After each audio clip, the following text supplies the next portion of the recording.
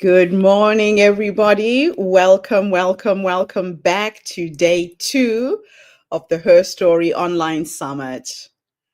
This is Gertrude Mache here in beautiful Melbourne, Australia. And the HerStory Summit is a platform that brings you the extraordinary tales of everyday women who are changing the world. I'm stationed here in Melbourne, Australia. And to begin with, I would like to acknowledge the traditional custodians of the land on which we gather today. I would like to pay my respects to their elders, past, present, and emerging, and extend that respect to all First Nations people joining us from around the world. Over the next 10 days, we'll dive into the lives, challenges, and triumphs of remarkable women. These are stories of courage, resilience, creativity, and leadership. Stories that remind us that when women rise, communities and nations rise with them. This summit is more than just a series of talks. It's a global circle, a space for inspiration, connection, and transformation.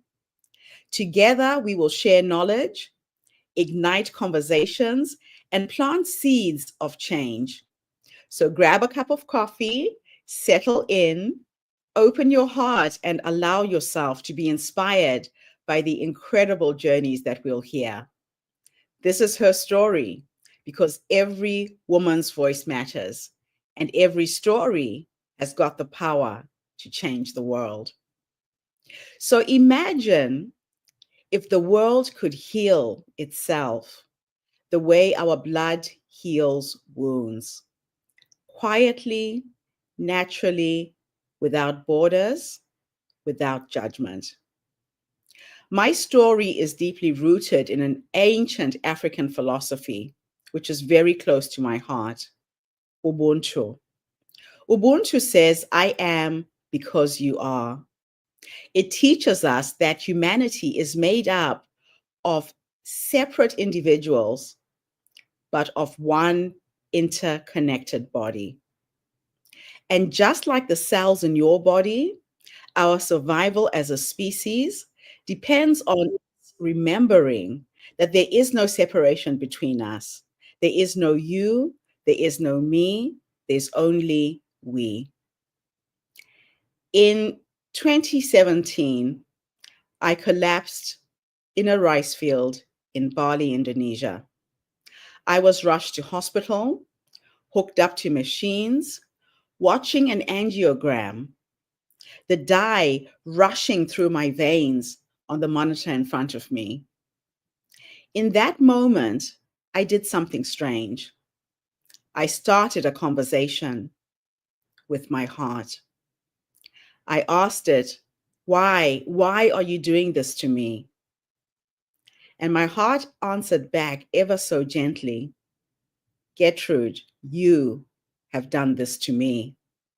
I carry oxygen and nutrients into every cell in your body to keep you alive, but you've forgotten to take care of me. That conversation changed everything for me.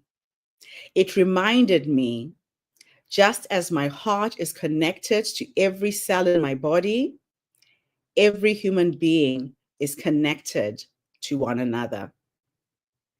So this is the essence of Ubuntu. Ubuntu ngamuntu ngabantu. It's the spiritual foundation of most African societies.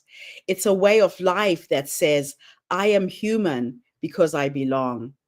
And because I'm connected, because I see myself in you.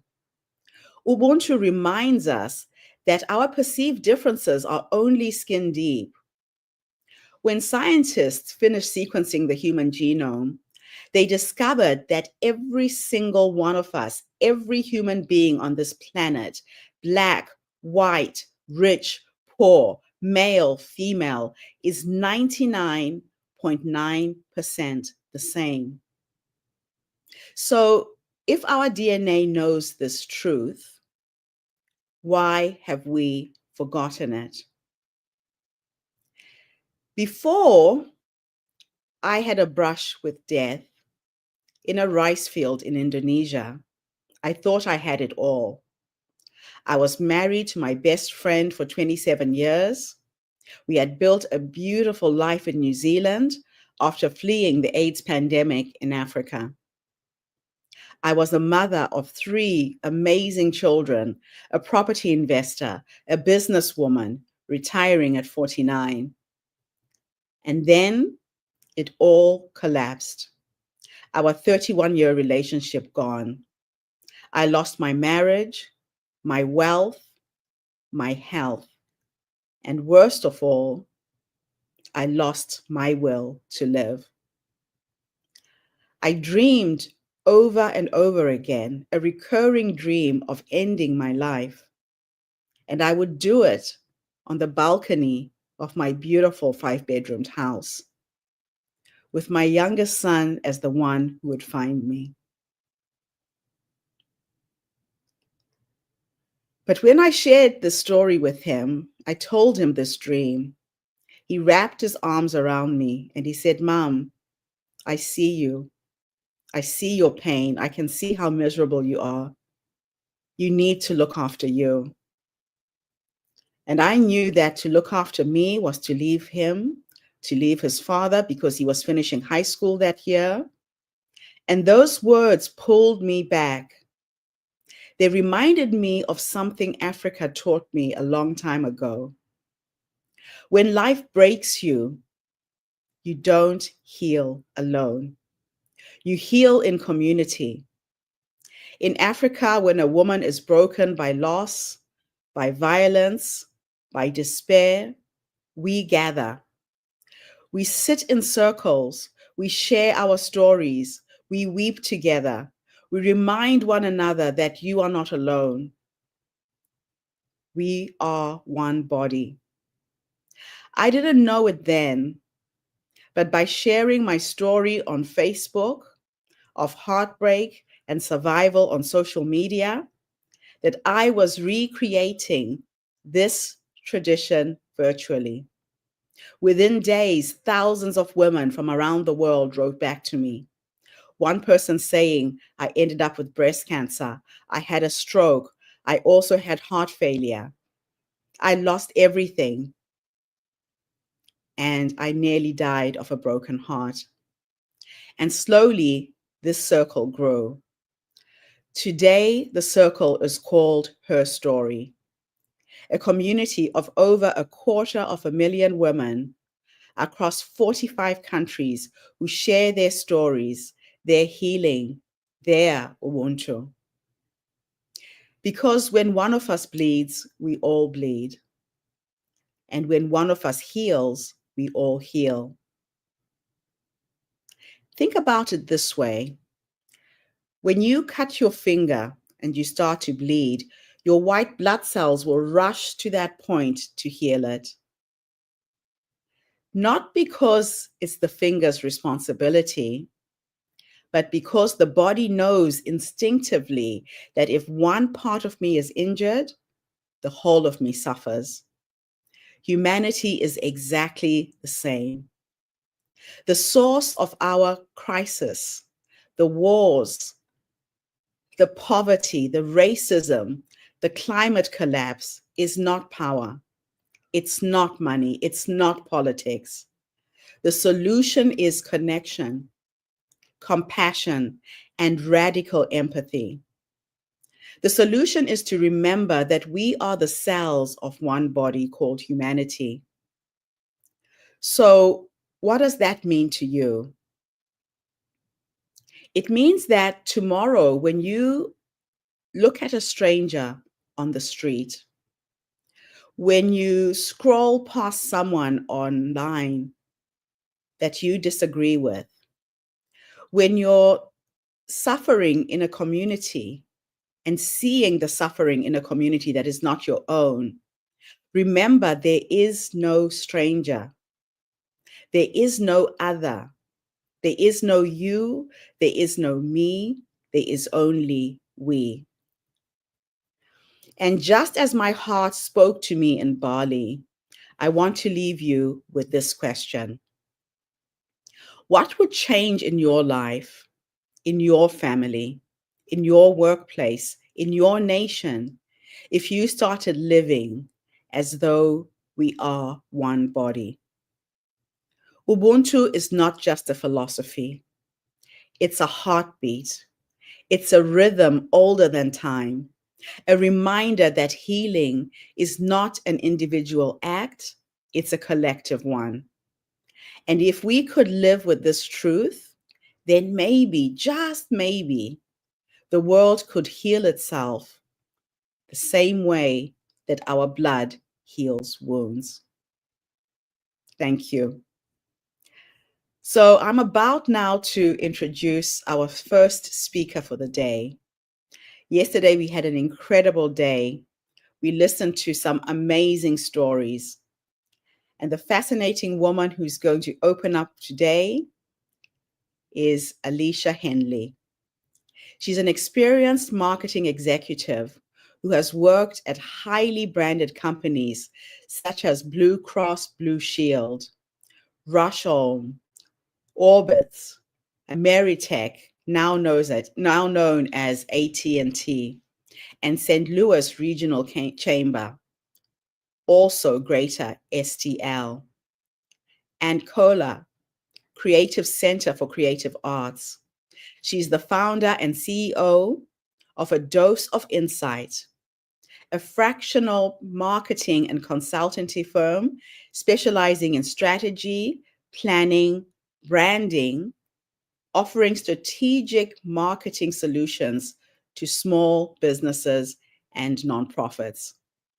My sister, it's an honor to have you here with us, to have you share your story with our community for the first time. The stage is yours. Thank you so much for having me today.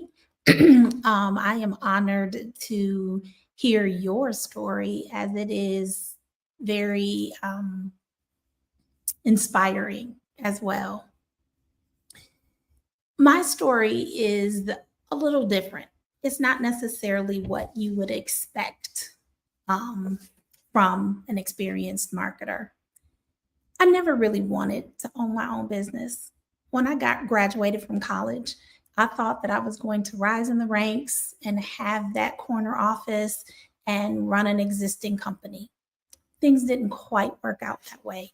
I fell into several traps, as I call them, thinking that if I worked hard and held my head down, I'd be recognized and promoted. And those things just never happened for me. I realized kind of on my own that I needed to network. So I started to do that. They said you need more education. Went back and got my MBA from one of the top ranked schools in the nation, University of Chicago Booth School. So I did all the what I considered the right things. None of that got me far. I was sitting with someone who had just moved to St. Louis, where I currently reside today, and she was explaining to me that she was looking for a marketing consultant. I asked her, well, what are you looking for? Thinking that I might be able to help and steer her in the right direction. She told me what she was looking for, and I thought to myself, I could probably do that. She continued, and I said, I could probably do that too. So I said to her, I can probably do that for you. And she was like, are you serious? And I said, absolutely. She became my first client. A week later, the pandemic hit and the world shut down. So I said to myself, I have time. I can continue my 9 to 5 and see if this entrepreneur thing works. So I got another client and I got another client. In between there, I switched jobs. So I'm still working the 9 to 5 and still having my small businesses and nonprofits come to me through a dose of insight. I always second guessed myself, not thinking that I knew enough to be a consultant. And after 30 years of experience in marketing, after being in my early 50s when I decided to do this, I realized that I had the skills and the wisdom to meet the need of small businesses and nonprofits. Because I worked in corporate America, because I worked in the nonprofit space, I had a unique skill to offer these people at an affordable rate. So it fills me up to help small businesses grow, particularly women owned businesses and African American owned businesses, because that's what brings me most joy, to lift up these companies and help them grow.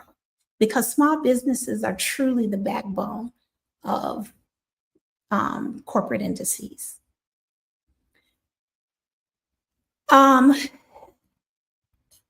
In 2023, I quit my 9 to 5 to focus on a dose of insight fully.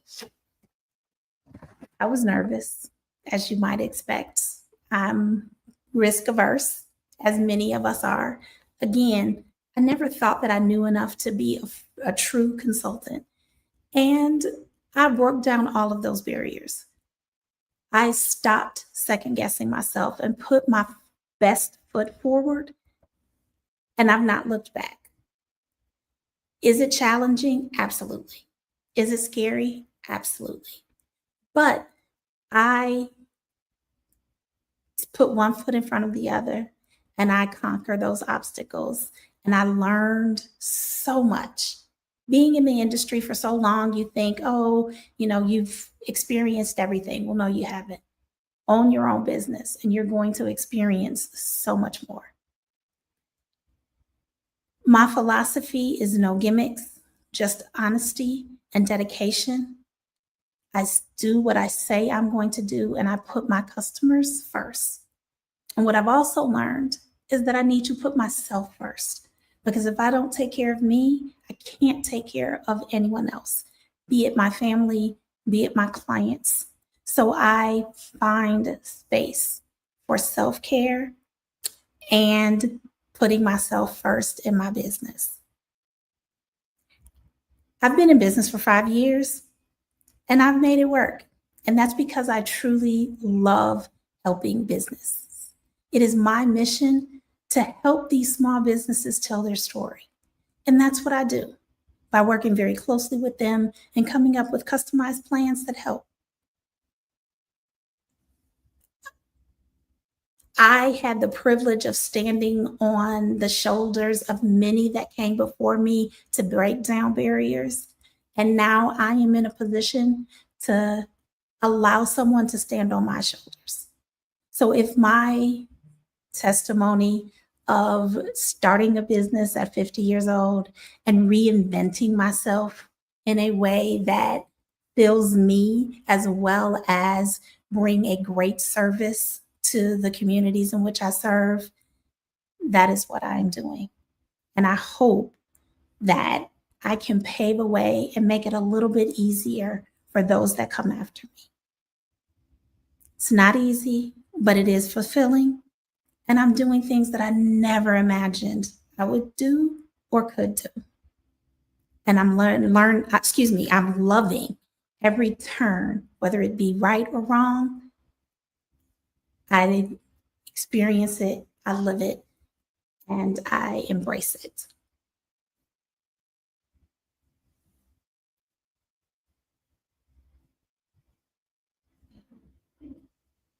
Absolutely wonderful. Thank you so much for coming online and sharing your story. It always intrigues me when I meet entrepreneurs who accidentally fall into business like you did, but the timing of it is what fascinates me. So, COVID happens, the world shuts down, you see an opportunity and you grab it. What were the first steps that you took to secure more clients from there? The very first thing I did was started with people I know. I crafted an email to all of my contacts. And again, I've been in the space for decades. So I had a pretty decent list of contacts. I crafted an email and said, hey, this is what I'm doing. I have a new business. If you know anybody who is looking for marketing services, please refer me, reach out to me, connect me. And surprisingly, people did. That's just amazing. Now, starting over at 50 is bold. How did you find the courage to embrace such a huge change? Especially when you were used to working in the corporate world, getting paid monthly. Being an entrepreneur is a completely different ball game, right? Absolutely. Mhm. I will say, that old saying that says if you want something different, you have to do something different. I embraced that. And was it scary? Absolutely. Because to your point, I was used to getting a paycheck every 2 weeks or twice a month. I was used to having healthcare benefits. I was used to, working in my kind of silo of what I knew. Being an entrepreneur has expanded my skill set. It has expanded how I approach things and people. It has just given me a level of appreciation for the craft of marketing that I really didn't have before because I was doing it for someone else. It's just amazing. So, what were the biggest emotional or mental blocks that you faced when you left corporate America to step into entrepreneurship? All of the unknowns. Again, I never thought that I knew enough to be a consultant. I would always think, someone's going to ask me something I don't know. And then I'm going to look crazy or stupid. And then I'm going to feel bad. And then they're not going to think I know what I'm talking about. And sometimes people do ask me things that I don't know, but I'm no longer afraid to say, I don't Yeah, know. I can find out though for you, or bring in other people that have skills that complement the things that I do for my clients. So yeah, I think yeah. the biggest hurdle was that imposter syndrome that we all face from time to time. That's a very real thing. It is. Oh, I love it. And they say that everything you want is on the other side of fear. It's just learning how to cross that fear barrier, right? Absolutely. Mhm. Absolutely. Now, how has your identity as an African American woman shaped both the challenges and the opportunities in your business journey? There are people who say no just because I'm an African American and or a woman. They don't want to work with me. And what I've realized is that's okay. I am not for everybody. But for the people who want to engage with me, to want to take advantage of the things that I've learned over these past 30 years, Mm. I am all in for them. And the first rule of marketing, know your target audience. Know who you can help. And nobody ever is going to have 100% of the market. And that's okay. Yeah, I remember when I started in business, one of my coaches saying that there's a 33% rule to anything you'll do in business. 33% of people will hate you. So be prepared for the haters right off the bat. 33% of people will absolutely love you. They'll buy anything you sell. And the other 33% just aren't interested. They're just indifferent. So when you go in knowing that, it does make it easier, right? Yeah, I had to learn that. I didn't know that going in, but I will say that I learned it very quickly. And I love the way she parsed that out because that is 100% true. Yeah. So, what values guide the way that you run your business, and how do your values set you apart from the traditional marketing agencies? So, like I said, I feel as though my word and my reputation precede me. If I say that I'm going to do something, I'm going to do it. Mm. And I'm going to admit when I don't know how to do something. And I will say that I will find the proper person to connect you with if it is something that I cannot do, or I will pull in someone to help me do whatever it is my client needs, because I put that client first. There's no gimmicks. There's no, smoke and mirrors. I do what I say I'm going to do. And I try to lead with that integrity in everything I do. I love it. Now, you mentioned that your first client came almost by chance. How did that encounter shape the way that you approach relationships with clients today? That is actually a great question, because believe it or not, I'm an introvert by nature. Networking has never been my thing. I kind of I'm the person that stands in the corner by herself and just surveys the room, right? What I've learned in this entrepreneurial journey, starting with the young lady that needed the marketing help, is network. If you put your story out there and you put what you're doing out there, you'll have supporters. That 33% of the people that you just talked about that love you, they're going to champion you and the things that you do. So lean into that. And as you go on, you'll meet new people. You'll meet new people that fall into the 33% that hate you. You'll find new people that fall into the 33% that love you. And you embrace those people that love you and leave the other two categories alone. I love it. So, what unique strengths do women over 50 bring to entrepreneurship that the world often overlooks? Two things, which the first can be a positive and a curse, in that you've lived and you have the wisdom and you no longer care about the people that don't like you. So that 33% that hate me, I'm not going to continue to try to make you like me. I'm okay with you hating me, because that fuels my fire even more, because you say that I can't do something. I'm going to lean all the way in and make sure not only I can do it, but I do it well. So I no longer kind of care what you think about me at 50. And again, that can be a positive and a negative at times. So you've got to make sure that you balance that out. Yeah. And then the other thing is just knowing what you're doing. Marketing is kind of the only thing I've ever done. My undergraduate degree is in marketing. My graduate degree is in marketing and strategy. I started as a marketing analyst and moved up into managing $1 million campaigns. So I've been around the block. Yeah. So that experience is what makes me unique in this industry, because when I started in marketing, we didn't have social media. We did snail mail. That email was the new thing when I got out of college. So that tells you how old I am.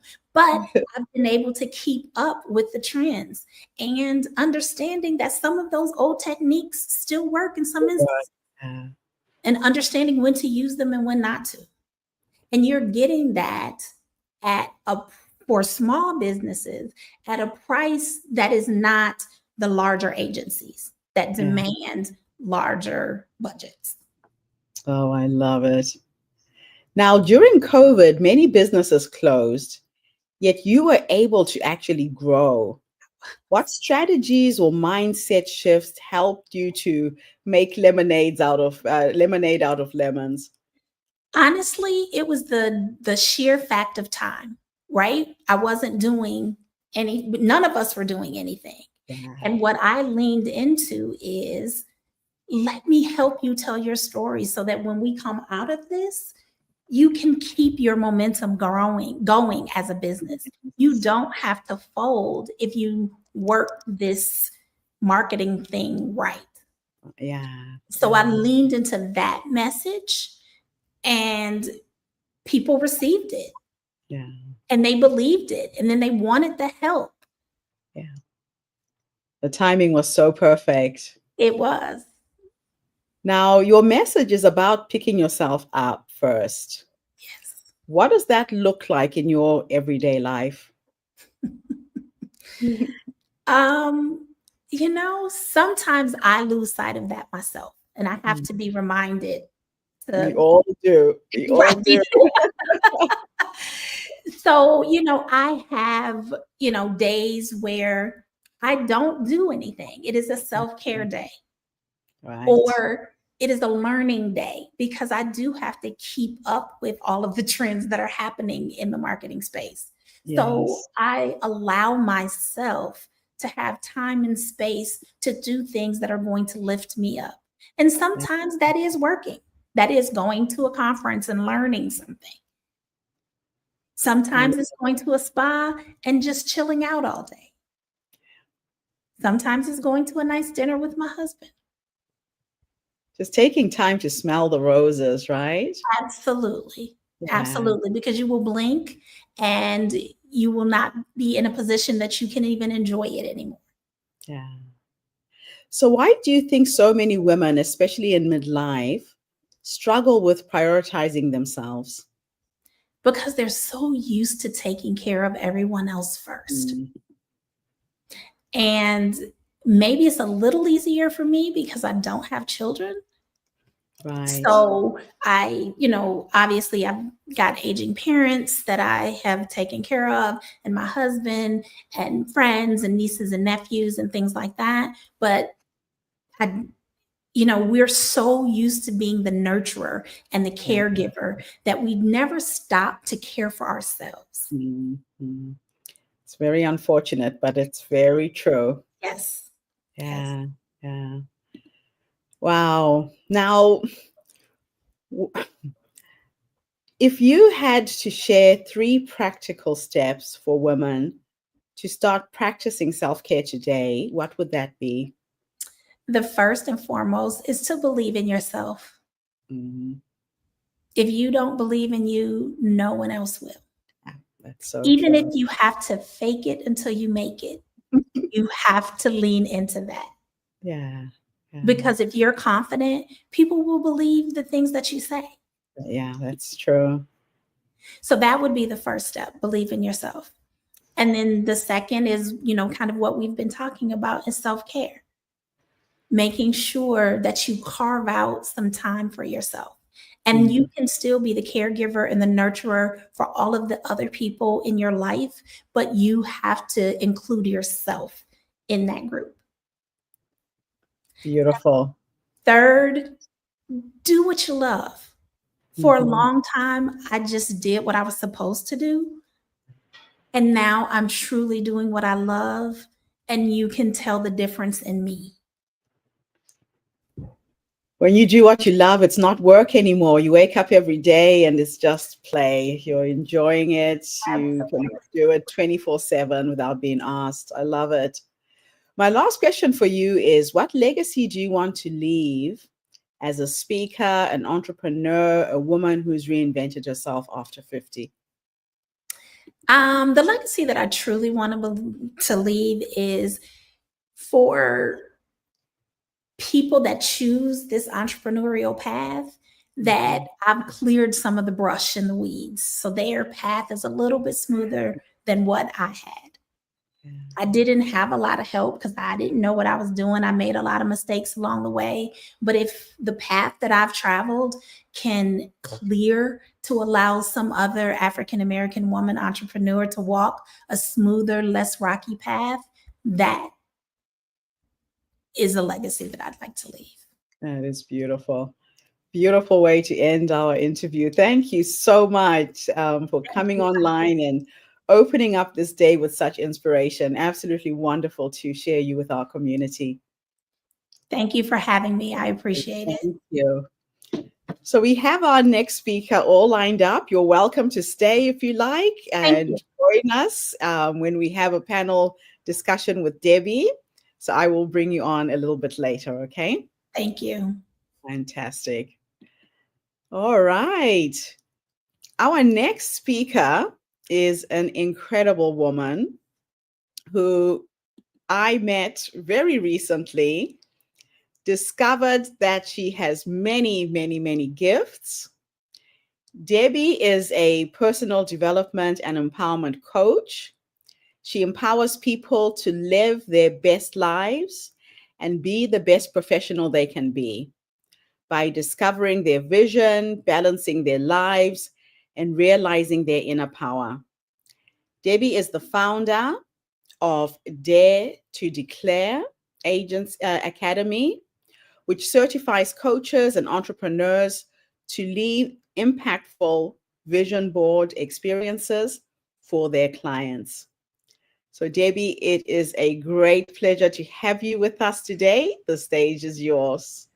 Thank you so much. So I forgot the word meatball, and it changed my life. Do you ever have the sense that you're meant for something more? Not more to do, not more to prove, but more of who you were created to be. So let me take you back to that meatball moment that changed everything for me. I was in a social committee meeting as my role as a childcare director of a multi-site not-for-profit organization. We were planning our annual potluck. And people knew, all my employees, I led a team of about 75, that I would always bring the meatballs in my crock pot for the potluck. And during the meeting, I could not get out the word meatball. I was thinking it, I wanted to say it, and I thought to myself, well, that's odd, but I dismissed it.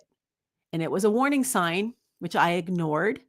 And I found out later that I actually had a TIA, which was like a mini stroke. And I said to myself, oh, I'm just fine. I'm just fine. Why? Because I was really valuing security over having to change anything within my life. And actually, what happened was another meeting later that day, I actually had that mini stroke where half my face fell. So it was very scary, but I just pushed it down. And that illusion really crumbled about a month later when I was in the hospital. My daughter had just had my first grandson, and we were laying in the bed together, my little grandson beside us. And she said to me, Mom, why are you still at your job? Well, I didn't really have a very good answer. In fact, I didn't really answer her at all. But that question sat with me. And a month later, I was at a women's conference and I heard these two questions. One was, what's the price you're paying for not following your dream? And then the next question that followed up was, what's the price those around you are paying for you not following your dream? Well, it was in that moment that I made my decision. So let me start with this truth. You are one decision away from your very best life. Not 10, not a checklist of 47, just one. One decision to believe that you are worthy. One decision to act before you even feel ready. One decision to stop scrolling, stop venting, stop numbing, stop overserving, and to start creating the life that you desire. You don't need a map. You need a made-up mind. So why don't we make this decision? Well, we believe the lies instead, the beliefs that are so deeply embedded in our subconscious. And so many of our results are from those deep beliefs that have been embedded there from culture, family, society, that have told us that this is the way that it's supposed to be. And that staying safe and small is actually better for us. That comfort is easy. Growth, well, that's scary. And it takes courage. So where does that courage come from? Well, I want to let you know it's already within you. You have the courage. And when you take a courageous action, that's where confidence comes from. It's the result of taking the risk. Well, let me take you back to 1985. I was 16 and I was taking driver's ed. I am still, but then I was a preacher's daughter. And I was having driving lessons from a man, probably 15, 20 years my senior. And he suddenly announced, it was just he and I in the car, that it was after our lesson that he was going to go get some dinner. And I felt that there was something wrong. I felt very uncomfortable that that feeling that you get in your gut, like there's something off here. And I said to him, "No, I don't want to do that. I want you to take me home." And he started to make excuses why he couldn't, and I just kept insisting, "I want to go home. I want you to take me home." And so he stopped the car on the side of the road. This was one town over from where I lived, and he said, "Get out." And so I did. I didn't have a jacket. In those days, I didn't there wasn't cell phones. I didn't have a phone. And so I wasn't even wearing tennis shoes. I was wearing my penny loafers, and I ran those 10 kilometers back to my house. Not because I was afraid. I didn't have fear. Oh no, it turned into fire. And I didn't care. I was running home, but I was reclaiming my power. Every step took me closer as my legs were burning, my feet were pounding on the pavement, my adrenaline surging. I just became stronger in my resolve to say, no way, not anymore. And I was ready to say yes to my future. Now, maybe you've heard about the law of attraction. It says that what you focus on, you get more of. But here's the part that most people miss. You don't just attract what you think about, you also attract what you act on. That's why they call it the law of attraction, action as in capital letters. And when I started my Dare to Dare company, it wasn't because I thought vision boards were just cute, because it was because, like myself, I wanted women to get out of that loop of feeling stuck, feeling like they didn't have choices. And I knew how that felt, and because I had lived that. And so I booked a professional branding photo shoot. If you haven't done that, you want to go and do that. Even if you're just starting out with business like I wasn't even sure what my business was going to be, but I hired the best photographer there was in my area. And what happened was, through her lens, I began to see myself as she was seeing me, as the lens was seeing me. In fact, that photo shoot was my very first vision board. And so I got to see myself not just as ordinary mom, ordinary childcare employee, but actually as extraordinary. And I got to peek into a little bit of what my future could be. So when you create a vision and you pair it with action, the game changes. Because manifestation isn't magic, it's movement. And so even my name, so you might see my name here on the screen, it's with an I, which is unusual. And in fact, my parents, when they shortened my name Deborah, which is biblical name, they actually put a Y on the end. And so when I was 16, again, after that incident with the driver's ed, I had broken up with a boyfriend, and he was a farmer. And it was basically you're going to marry this farmer and you're going to be a farmer's wife. And I found out actually that he had been unfaithful to me, and I broke up, and I was really sad and angry, vented with my friend. And I thought, I need a new identity. I'm not that old version of me who was just going to, settle down and be married. I want an education, and I have such big plans for my future. So I actually changed the spelling of my name, which is why it's now has an I. And so you create your future from your future. Now, one more story for you. For years, I carried a story that kept me quiet. It was full of shame, and it was child abuse. And it distorted my view of God. That when people and the ministers would talk on Sunday about God the Father, I couldn't imagine a male authority figure without thinking about actually hurt. But through therapy, through people and my mentors like Jack Canfield, Chicken Soup for the Soul, the Success Principles, through scripture, through stillness, through prayer, through meditation. And then just recently in a conference, I heard a keynote speaker talk about the scripture passage, Luke 13, verse 13. And it says, he put his hands on her and immediately she straightened up and praised God. That hit me like a lightning bolt. What if Jesus touched me? I just reflected on that. And I thought, for most of my life, when a man has touched me, it's either been that I've recoiled or that I've sought it in some desperate way. But what if it was just pure love? Tears rolled down my cheek as I realized that I could give myself permission to accept that kind of love. because his touch heals. It doesn't harm. And I was able to be straightened up. So you're not broken, you are becoming. And right now you have a choice. Let this be your activation moment. Lots of people are dreaming, but if people are not dreaming, they're drowning.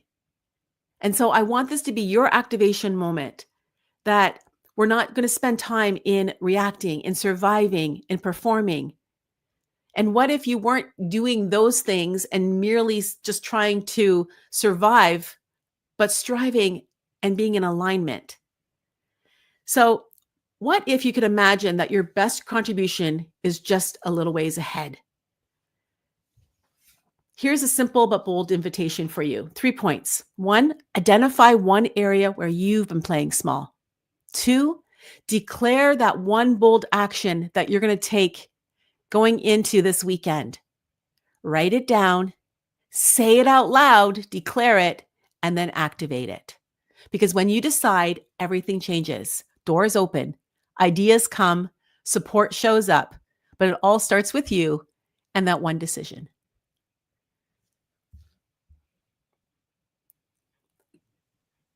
Absolutely beautiful.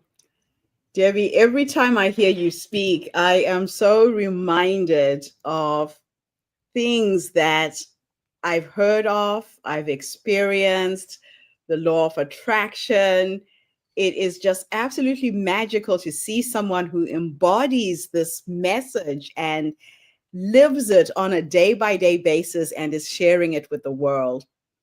Now, the law of attraction talks about energy, that we attract to ourselves circumstances, situations, people. What was your first experience with the law of attraction that made you think, I'm creating this, I'm co-creating with God, with the universe, I'm actually making things happen? What was the first experience for you? Well, actually, my first experience that I can remember, I was unaware that it was the law of attraction.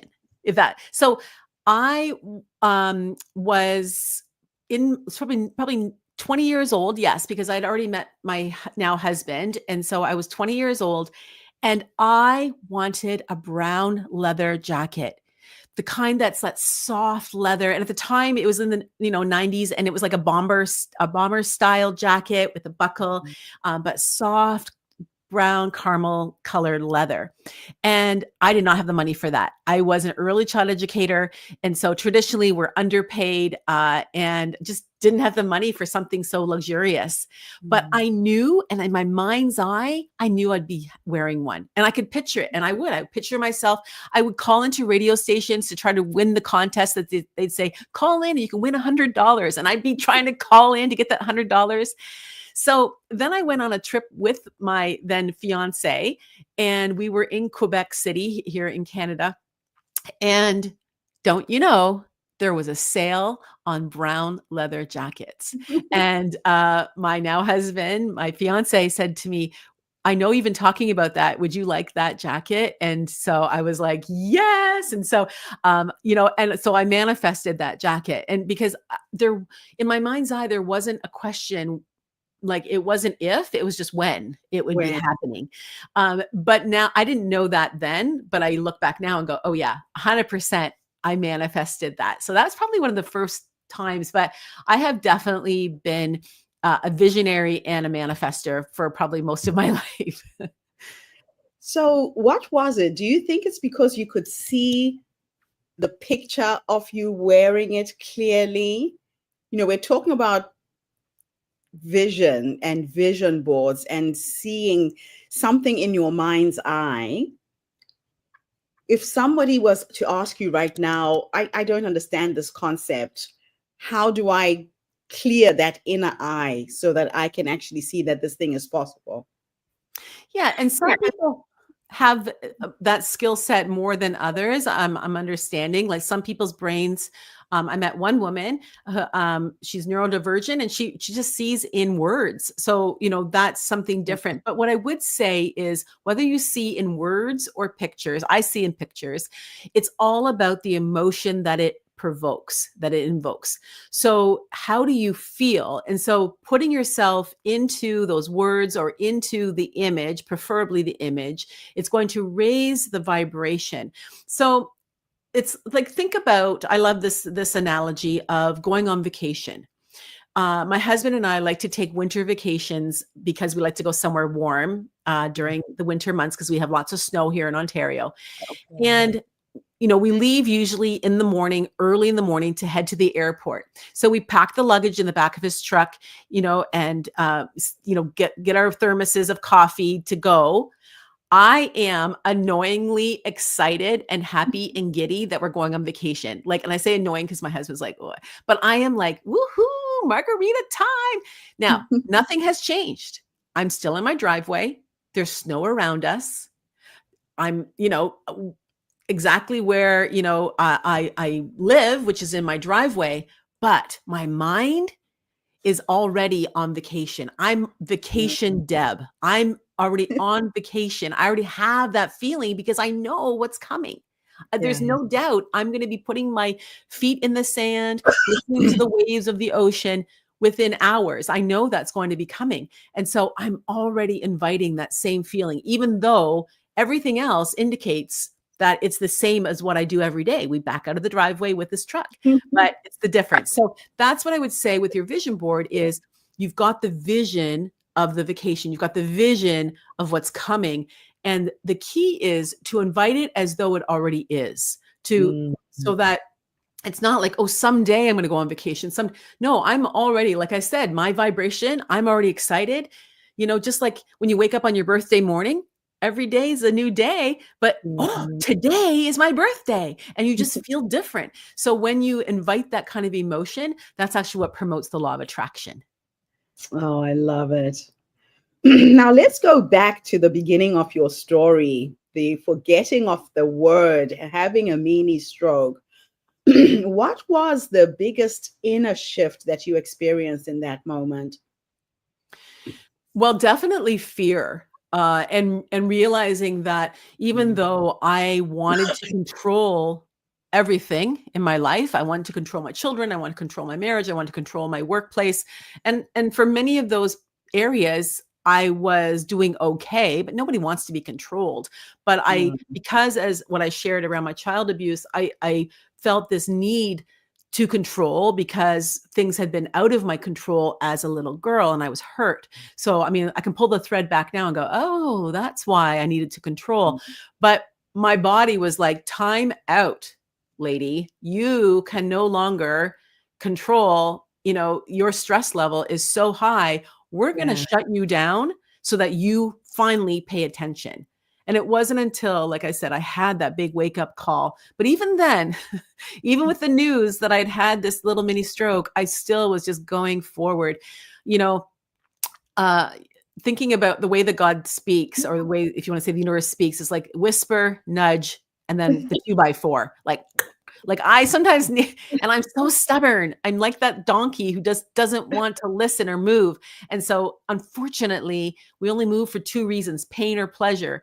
And I would much prefer to move because of vision and pleasure. But sometimes I'm hanging on so tight to the past and to old ways of being that it has to be painful in order for me to go, ow, oh, okay, I got it. Now I need to move and need to change direction. So that was, it was a big wake up call to look back and go, oh, yes, I need to make some life changes here. Yeah. Now you talk about being one decision away from your very best life. Mm-hmm. What was the single most transformative decision that you've ever made? Well, as a Christian, I would say to give my life to Jesus. But as in terms of business, I would say that I've had a number of them. To start my business, it really was that photo shoot. So the photo shoot was such a leap of faith. I didn't even have a business idea yet. I Right. had the nudge, as I said, have you ever felt like you're meant for something bigger? And that's the inner nudge I had, was this voice was saying, Deb, you're meant for something bigger. And I was like, huh, Mm, okay, well, I'm just going to get ready. I'm going to get ready for what's going to show up. And so I think I need to have a photo shoot, because I need professional photos that can be my profile picture on social media, that when I get asked to speak on stages, I'm going to be so ready, or wherever this is going to go. But I just felt like this was a really good start as a foundational piece for my website. And it turns out it was, and more, because the actual photos. So that was a big investment, yeah. not knowing that I actually had any use. I didn't know the what. I didn't know the how. Well, I yeah. only knew the why. And Uh, it was about why. Why am I doing this? Well, because I know I'm going to make a big impact. And if I'm going to make a big impact, I need to show up the best version of me. And I'm going to capture that with having a branding photo shoot, which turned out to be my very first vision board. Because when I looked at my pictures, I was like, dang, girl, I want to be her. oh, I love it. Love it. So, what does activation mean to you, and how is it different from simply dreaming? Well, dreaming is like wishing. So it just stays up in the mind. And so when you have the thought and you have the feeling, and then you follow through with an action, that's really the key to the manifestation. So Mhm. activation is, as I said in my talk, like there's courage, which we all have courage within us. Yes. It lives within us. Confidence, however, is evidence of courage. So when you take a courageous act, you experience some risk, whether you have to leave something else behind, someone behind, or try something new, then you're like on the other side of that to go, oh, look, I just did Yeah. that. That was a really courageous thing. That makes me feel more confident to go, what's the next courageous thing I can do? So Mhm. that truly is activation, I would say, is courage and building of confidence. Oh, I love it. There's a big difference there. You can't just sit back and dream. You have to take some kind of step towards the dream. For sure, for sure. Now, you challenge people to identify one area where they've been playing small. What's the most common area that you see women holding back?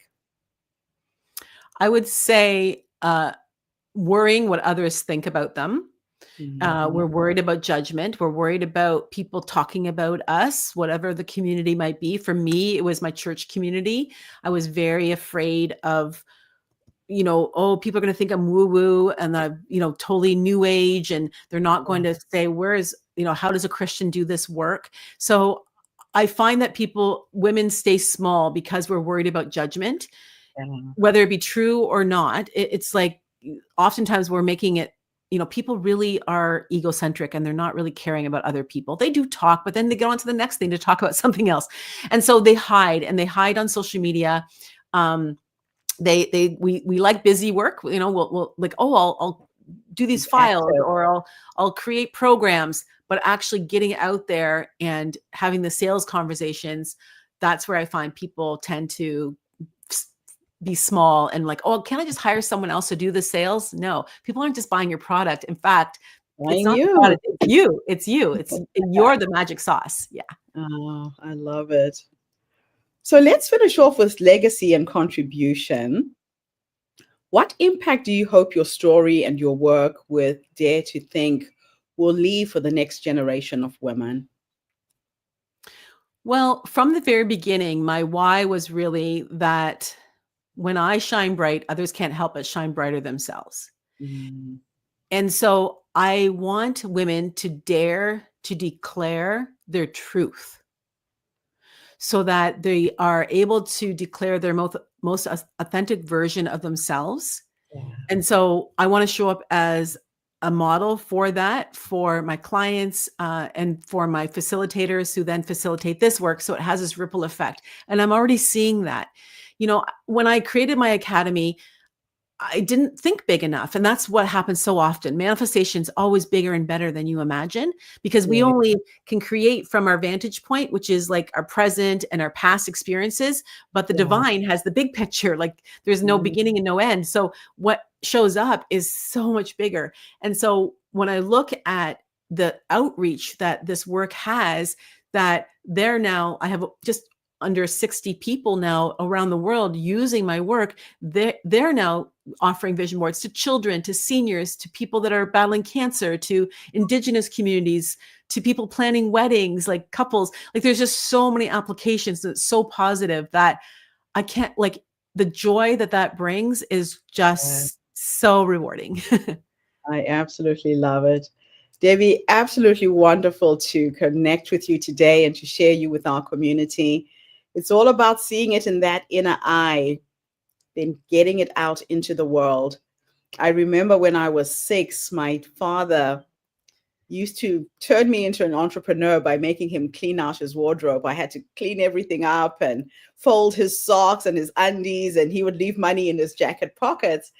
And I found an old pair of shoes at the bottom of the wardrobe, and I threw them in the bin. He comes into the bedroom. He's like, "What are you doing with my shoes? Those shoes are magic." And the shoes were tatty. They were old. I still have them. And he puts me on his lap and he pulls out a photograph of himself standing on the steps of the Colosseum in Rome. And he said, "Do you see these shoes in the photograph?" I said, "Yes." He said, "These are the same shoes." Then he pulls out the newspapers that were on the soles of the shoes and opens up this newspaper dated to 1967, the year that I was born. And he said, when I went to Europe for the first time, he got a scholarship through the Catholic Church to go and study. I didn't have money to buy a new pair of shoes, but I dreamed that I would stand on the steps of the Colosseum someday. So they flew him through Rome on his way to London, and he kept that photograph in his wallet.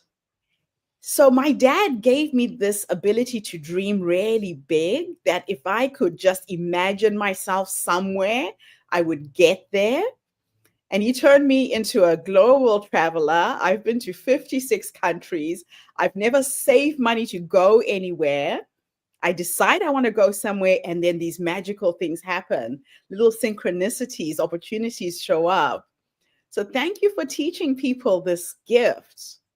It is Well, a you real embody it for sure. I'm just knowing you for a little bit here. I'm in awe of the handle that you have on, I even hesitate to say the magic, but the manifestation, the activation of the universal laws. It's just so inspiring to hear all the stories of the beautiful way that you've been able to access the manifestation and help so many people around the world. I just think that's just beautiful. So I'm so glad our paths have crossed.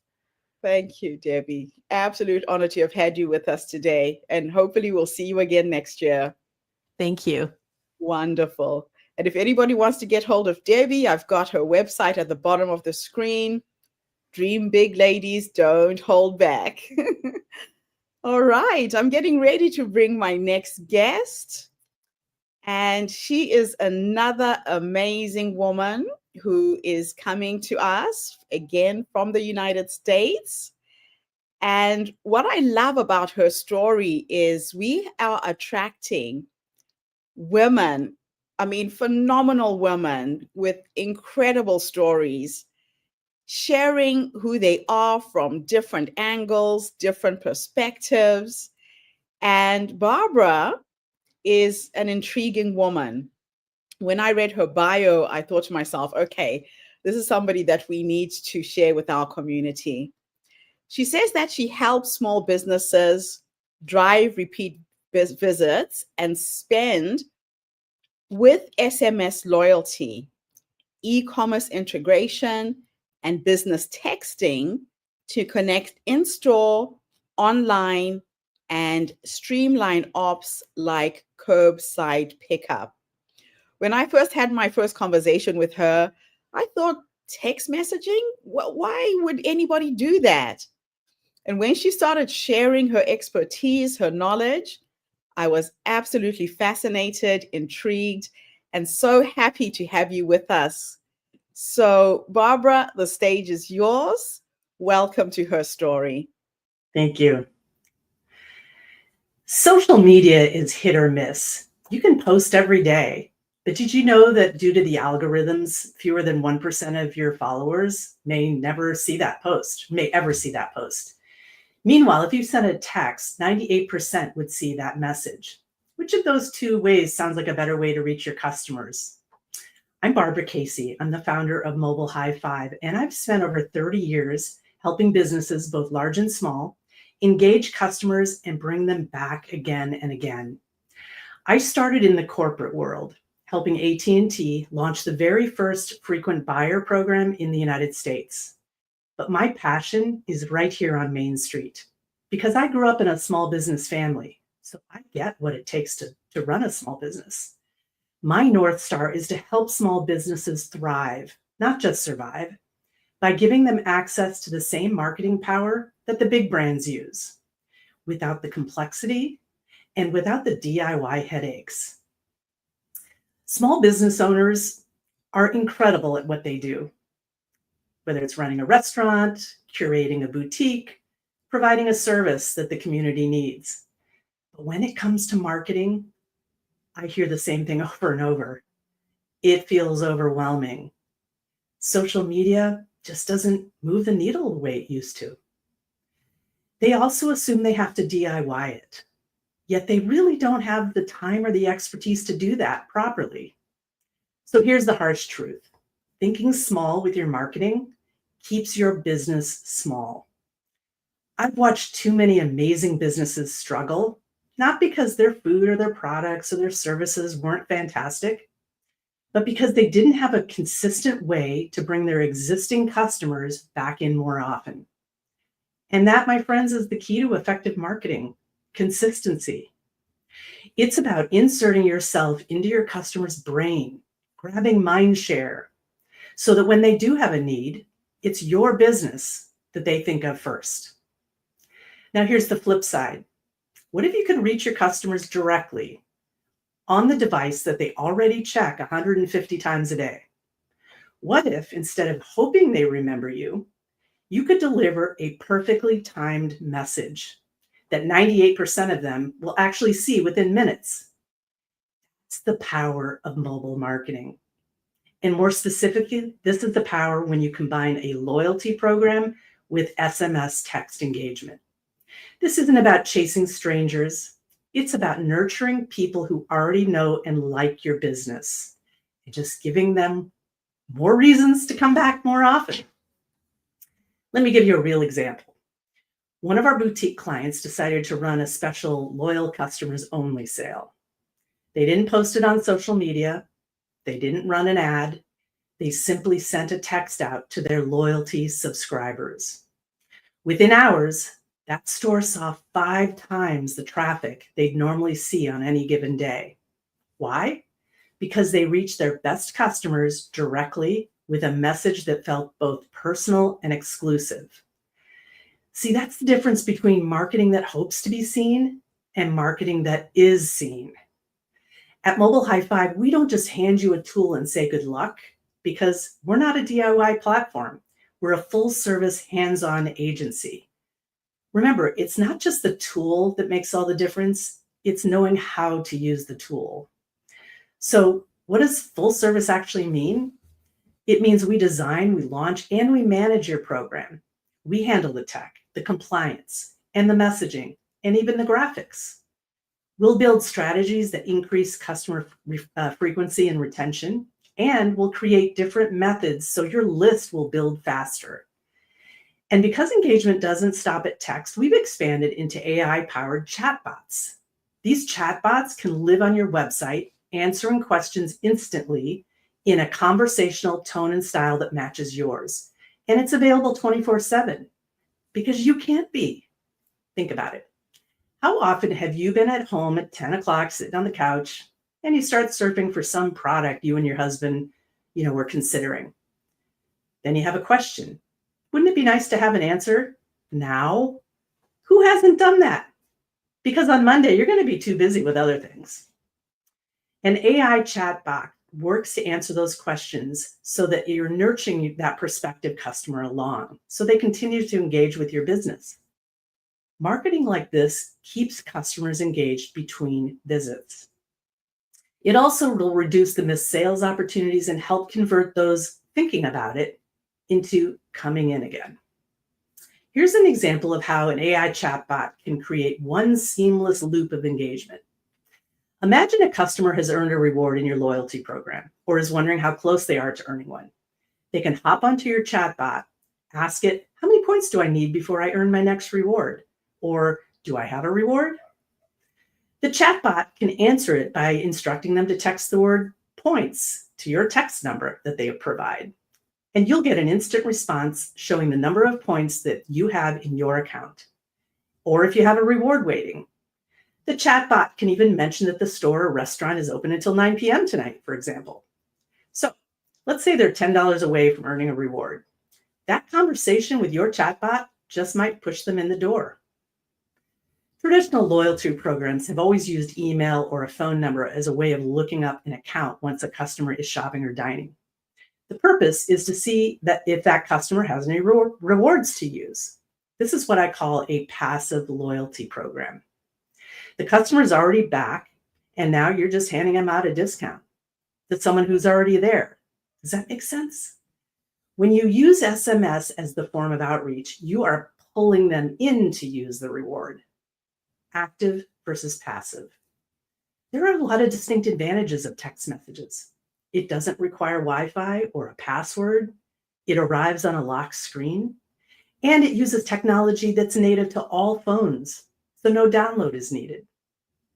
Look, we live in a world where people want answers now, not Monday when you return their phone call. And let's be real, no one's answering their phones today anyway. So then you get involved in a phone tag thing. While texts are powerful for pulling customers back in, engagement doesn't stop there. Customers also visit your website with questions. Are you open? Do you deliver? Do you have a particular product or brand in your store? If those questions go unanswered, the customer moves on. That's why we've added AI chatbots to extend the same on-brand voice to your digital storefront. Together, SMS and AI creates a connected engagement loop that keeps customers back. And it's another way to keep engagement going before and after the sale. Don't worry, AI chatbots are not replacing you. They're just a way of scaling your voice. And like everything else we do, we monitor your chatbot to ensure it gets smarter over time. You won't encounter any frustrating AI loops or incorrect information or hallucinations because we're going to train your chatbot on your information. Here's another example of what happens when you combine loyalty and SMS. We had a client that was using the loyalty program that was built into their point of sale. The problem and why it was underperforming was because all of the engagement was via email. When they switched to our SMS-powered loyalty program, they were able to build a mobile subscriber list into the many thousands in just a few short months. What's powerful is what happened next. 75% of customers who earned a reward came back and used it. And when they did, they spent more than in that visit than they would have had they not had that reward. That's not just retention, folks. That's measurable lift in your revenue. Increasing customer retention by just 5% can increase your profits by anywhere from 25 to 95%. This is what happens when you connect the dots between loyalty, engagement, and customer behavior. Example, if a boutique has 1,000 subscribers and we get even half of those back for just one extra visit per year, and let's say their average spend is $150, $75,000 you didn't have. Common concerns I hear around texting is worrying about annoying your customers. You have to understand that even to get that first text to your customer, they have to explicitly opt in first. So they are literally asking you to send them your advertising over text. The way you annoy customers is to over text or under text. Both are problems and they can end up with high opt-outs. That's why you need to work with someone who understands this channel. You have to understand the right message cadence and what works in a text message and what doesn't. Because texting for business is very different than texting for a friend. There's a lot of strict compliance laws that you have to follow, best practices. The carrier has their own rules. Yeah, everybody's got their own rules. And so you want to work with someone who keeps up with those changes and knows how to design a program for your specific scenario. For example, what are you selling? If it's beer or wine or spirits, your program has to be age gated. A DIY texting platform is designed for basic functionality. Segmentation, for instance, becomes crucial for the long-term performance. Do you have time to sit through hours of video tutorials to figure out how to set that up? Look, these types of engagement programs are not set and forget. You have to have the time to manage them and optimize them so they get better over time as you get more data about how your customers respond or don't respond. But let me just take a step back into the bigger picture. Why am I doing all this? It's because I believe thriving small businesses are the backbone of thriving communities. They're the ones that sponsor the Little League team. They know your name when you walk in. They're the heart of Main Street. And when small businesses stop thinking small and start using the same strategies that the big brands are using, they'll not only grow their own revenue, they'll strengthen the towns that we all live in. And that's what excites me. That's why I get up every day and do this. So here's my challenge to you. Stop thinking small. Stop believing that you have to do it all yourself. You don't. There are smarter, simpler, more effective ways to market your business, ways that keep your customers coming back again and again and spending more each time. At Mobile High Five, that's exactly what we do. We give you the power of big brand marketing, done for you, tailored specifically to your business, so you can focus on what you do best, which is running your business and serving your customers. Because at the end of the day, marketing isn't about chasing new faces. It's about deepening relationships with the people who already walk through your door and just giving them more reasons to come back more often with more in their basket.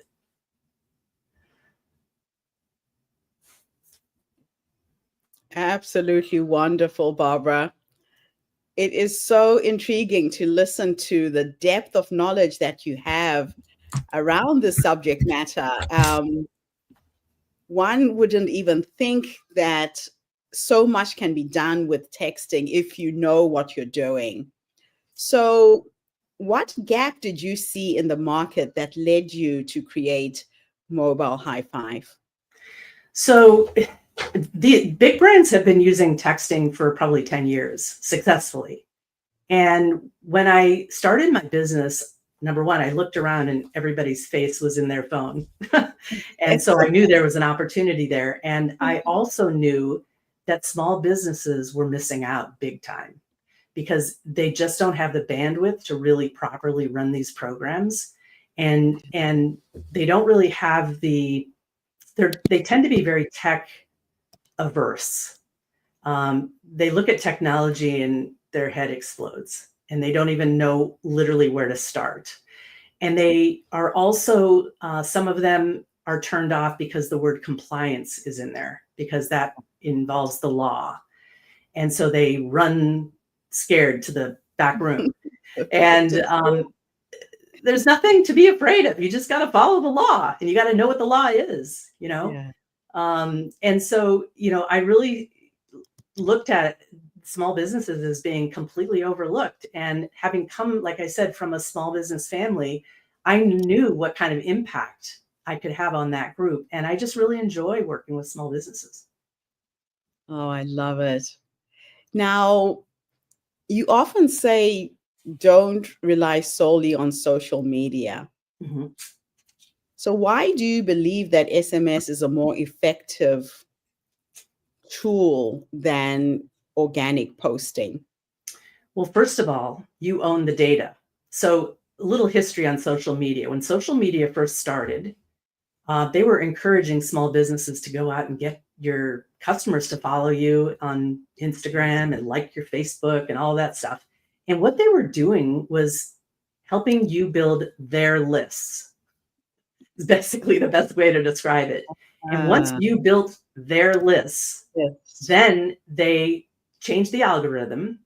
And now if you want to actually reach their list, which are essentially your customers, They want you to pay Pay for for advertising. it.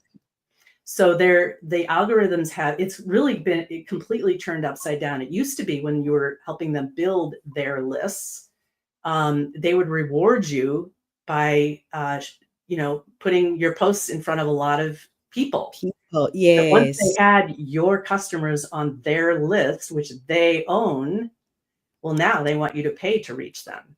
So you have to remember those are rented. That's a rented space. Even Yes. though in your mind they're your customers, Mm-hmm. they're their customers, and you're the product, So you have to just so when you build a mobile subscriber list, that's data you own. And here's the thing about texting, versus, let's say, email. I don't know how many email addresses you have, but I have 4, right? Right. I don't know anybody that just has 1. And so when you're handing out your email to, subscribe to my, email list, or, you'll get a welcome offer of 10%, I know exactly which email I'm giving him, the one that I will check to get that welcome offer, but then I won't ever see any other emails because I just don't check it very often. Mm-hmm. When you give someone your phone number, it's nobody has more than one cell phone. No. And so you've got them. So the trick is, how do you keep them? So, when you have like an e-commerce only business, there's a lot of businesses out there that are running text clubs. Sign up for text and get 10% off, your first purchase.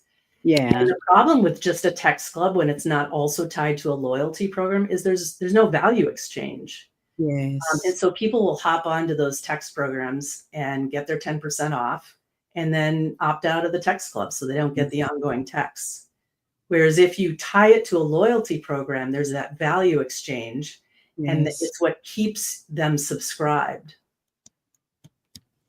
So you've got to constantly be thinking about what's in it for them. It's about them, not you, right? I think that's the 100%, mistake. because the power is in the handset. I Yeah. can opt out of any text message that comes through by simply replying stop. Yeah. So the power's in the handset. You got to remember that. I love that. That's a beautiful reminder. Now, compliance and regulation can be daunting for small businesses. Mm-hmm. How do you make sure that they stay compliant while engaging with customers? Well, we handle all of that for our clients. So when we get ready to launch a program, all of the advertising that we create for them, the signage, etc., will all have the proper disclaimer. If we're using a kiosk-based version of our program, which is a tablet, then the tablet will have the disclaimer right on the screen. Every text message that goes out has instructions on how to how to opt out, how to get help. We make sure the privacy policy is available, terms and conditions. When we run text to win promotions, we'll develop the rules for our clients, and make sure that those are available both in store and also online. So we handle all of that. They don't have to worry about that. Yeah, you take a lot of the hassle out of the hands of your Yes. businesses. So let's say there's somebody who's listening to us right now and is wondering, so what is the first step for a small business to take if they want to build a strong subscriber list? What would that be?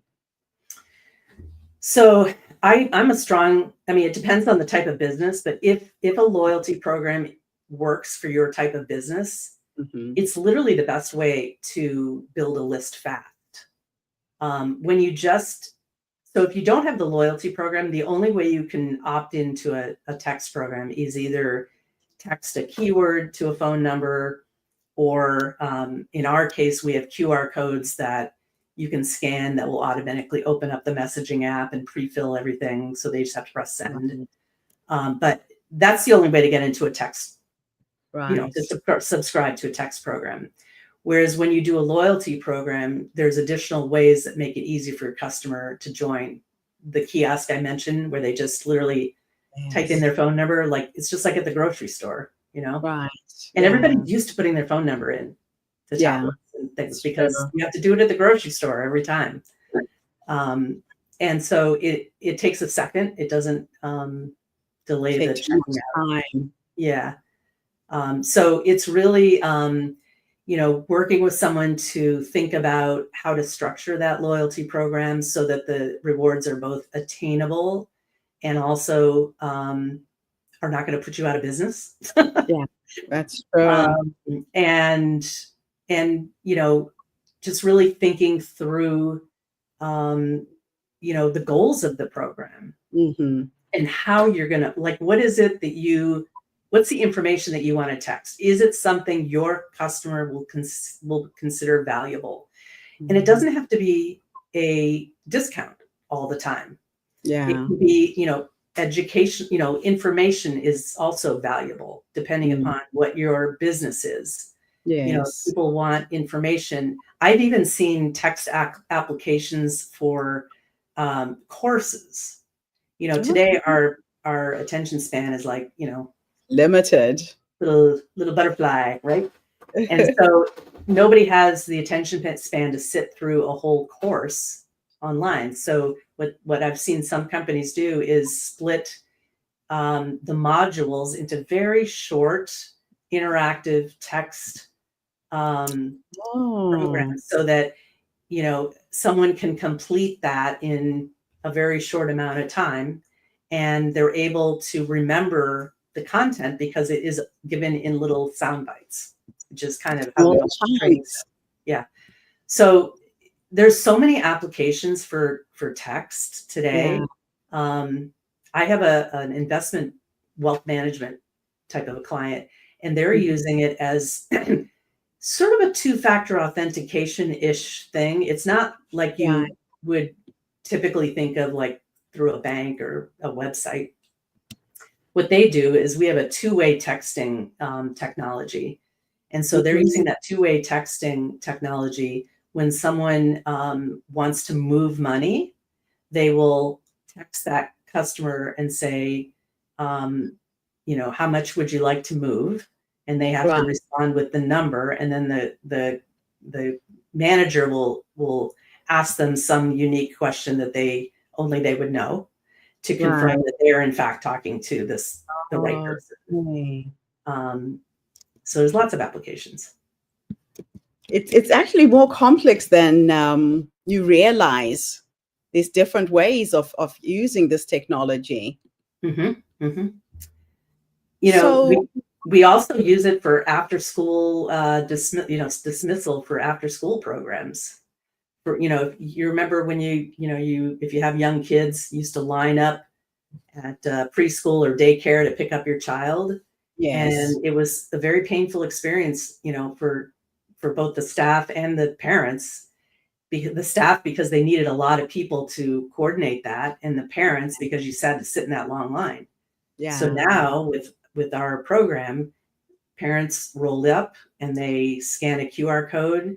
It delivers a form they fill out that has, the name of their child, their parking space number, and it goes into the school or the daycare center, and one person will walk that student to that car because they know exactly where to go, and the person that has submitted that form is on the list. Oh, that is so beautiful. And what a creative way. What blows me away is the range of businesses that you're working with. There's so many ways that you can utilize this technology in business. Right, right. I mean, even So, nonprofits can benefit. We have a text to screen functionality. So imagine you're having a big gala and you're trying to raise money during that. We can right. project up onto a screen, one of those thermometers, and Yes. we can have people text in their pledge amount. It can go up on the big screen, and then people see, oh, Barbara pledged $100. Gertrude Uh, pledged another, whatever. And so it's kind of like peer pressure. And then, yes. and then at the end of the evening, people check out, and pay via PayPal or however they would pay anyway. But they've Got pledged them in a certain amount, and it's a way to keep the momentum going in a gala situation. Okay. I love it. Now, can you share a success story of a small business that saw a major transformation after working with you? Yeah. So we work with a little pizza place, and they actually are just doing loyalty. They're not even doing, they occasionally will do a text blast, but they're strictly doing loyalty. Mhm. And they're getting like a tremendous response from their program. Like 90% of their rewards are coming back in. 90%. Now Wow. think about when you have a coupon, right? You feel more inclined to spend a little more because you're getting a little discount, right? So Yes. that's what happens when people are always afraid of discounting, but the reverse psychology happens and people actually spend more. And because it's a loyalty program, they have to spend a whole lot of money to even get that reward. So in Wow. order to get, that reward that I'm referring to, they had to visit 12 times. And so if you figure, just for easy math, let's say they spent $10 in each visit. They had to spend, Yes. $120 to get your, $4 off your pizza. Yeah. So loyalty Gosh. programs are really the magic sauce, honestly. It sounds like it. So let's finish our interview with this question. Looking ahead, what's your vision for the future of mobile marketing and the role that it plays in helping small businesses to compete with big, larger brands? So I think that there's going to be a melding of SMS, loyalty, and AI. And I think Right. AI is going to start to be used as almost the glue that connects it all together. I used, Okay. some examples with the AI chatbot, but I mean, Yeah. you can use AI to compose text messages. You'll be able to start to use AI to create graphics to go with those text messages. Yes. You can do amazing data analysis with AI where you can, put in the results of your program, and you can have it analyze in like seconds. It's like mind-boggling. In Yeah. seconds, it will spit back to you, the top 50 customers that are in terms of engagement, how much they Yes. spend, um, how often they come. I mean, just all kinds of data points. And then you can use that to create more hyper-focused segmentation. The segmentation aspect is really key to the long-term viability of text programs. Right. Because if you continue to send the same message to everybody and treat everybody the same way, Same. Yeah. It's the it's missed not as opportunity. effective if you were able to personalize it beyond just their first name, which of course we can do, but Yeah. personalize it based on when were they last here? How often were they here? Why haven't they been here? I mean, there's all kinds of criteria that you can segment, and then send a different offer to each one of these segments and see what works. So there's lots Yes. of experimentation that happens. Oh, I could talk to you forever. I've learned so much in the conversations you and I have had. Absolutely intriguing, the work that you're doing. And I love the way that you're embracing AI and seeing where it can potentially go. This technology is amazing. It It is is. making life easier if you know how to use it, and it's not going away. So we all have to learn how to harness the power Yes. of Yes. AI. And don't be afraid of it. Don't be afraid of it. I mean, you know, there's definitely a dark side to AI and that we do have to be afraid of Yeah. globally, in terms of, disinformation and things like that. But in terms of the context that we're talking about, Yeah. be afraid. It's not going to replace you. it's going to enhance, it's going to allow you to clone yourself, honestly. Yeah. I found just in the last year, my productivity is, I mean, people ask me, how do you do it? And I'm using the technology. Mhm. It's incredible. Yeah. Barbara, thank you so much for coming online and gracing us with your presence, sharing who you are with our community. It just lifts my heart to be able to share women like you with the community, because it's about working smart and not hard. Mhm. A lot of women are struggling to get their businesses off the ground. They don't understand the technology. But when you get an expert like yourself who has definitely put in years learning the technology, helping different types of businesses, you have to get somebody to help you. I don't Can I even just really. say one other thing, just to be crystal clear? Mhm. This is not a technology that a new business wants to start deploying. This works best as a customer retention tool. So in order for it to be a customer retention tool, you got to have customers. So I always say, if you've been in business for 3 years, you've got a nice customer base, we Yes. can make you do better. But if you're just starting your business, this is not super effective for customer acquisition. Yes, it can be used that way, but you got to have a lot of time, Right. because the only way to use texting for customer acquisition is as a call to action on other advertising you're doing. Okay. So Okay. Wonderful. Well, I've got your website at the bottom of the screen in case anybody out there is looking for help.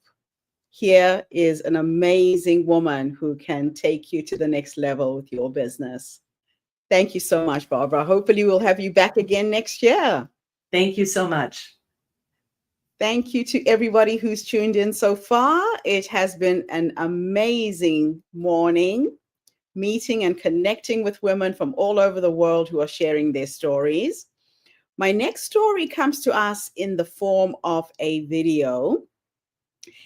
Every year, the Her Story Circle, like I said, is a social impact program. And we strive to find a woman in the community, our community, who is needing support. In the past, we have focused on women and children, the elderly, the homeless during COVID, and we try and give something back in terms of social impact. And it really gives me pleasure to introduce the next story.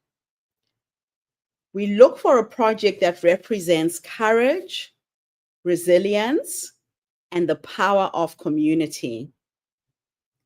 A story that we can embrace, that we can share, that we can uplift and help take them to the other side. And a story that has real social impact. So we're honored to announce that our chosen project is Bernice Williams. Bernice has been happily married to her husband, Peter, for almost 50 years. Together, they raised their 4 children and are now raising 2 grandchildren from birth. Her life has been one of service, sacrifice, and deep love. But Bernice's journey has not been easy. She was diagnosed with lupus in 1980s while caring for her young children. She endured years of pain and hospital visits. In 2017, her husband Peter was diagnosed with non-Hodgkin's lymphoma, facing grueling rounds of chemotherapy, while Bernice carried the weight of both caregiving and parenting. Then in December 2023, Bernice received her own devastating diagnosis of leukemia. Twice Twice, stem cell implants failed. Finally, her son stepped forward as her donor. Only a half match, but a vital one. Bernice has now just found a donor. She called me yesterday, excited that someone in South Africa is going to help with her scheduled transplant in September. This is a life-changing treatment that requires inner strength, resources, and faith. So through all this, Bernice has never lost her spirit. She says, God must really like us to trust us with his children. That faith carries her through. So this year, we at HerStory Summit will walk with her. We will try and raise funds to support Bernice and her family as they navigate the next chapter. Because her story is not just about survival, it's about community, it's about love, and it's about never giving up. So please join me in welcoming with love and open hearts our HerStory Social Impact Honoree for 2025, Bernice Williams. And like I said, she shared her story through a video, which I will share with you now. It really excites me, Bernice, to be with you and to stand with you and share your story with the community. And please go on to the link that I will share with this video and donate anything that you can spare. Every single cent counts. It doesn't matter how small you think your contribution is. We are a massive group of women with a lot of power behind us because of our numbers. So if we each gave $1, $2, it makes a difference to this particular story. A lot of the medical expenses that Bernice is going through has to be paid by the family.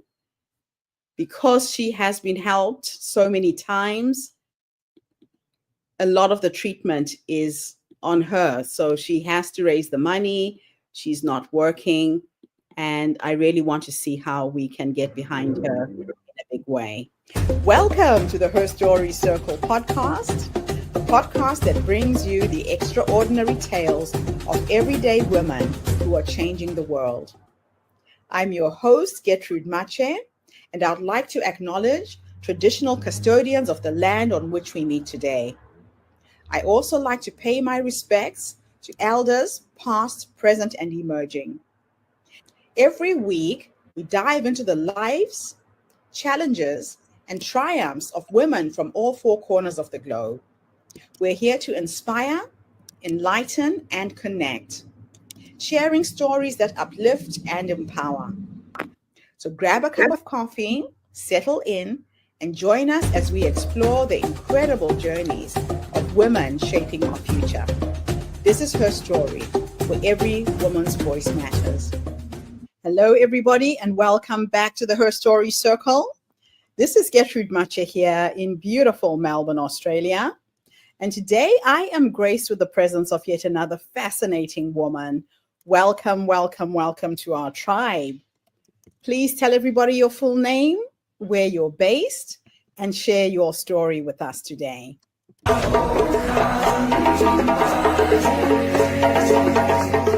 Hello, everyone. My name is Bernice Williams. I am currently living in the Blue Mountains.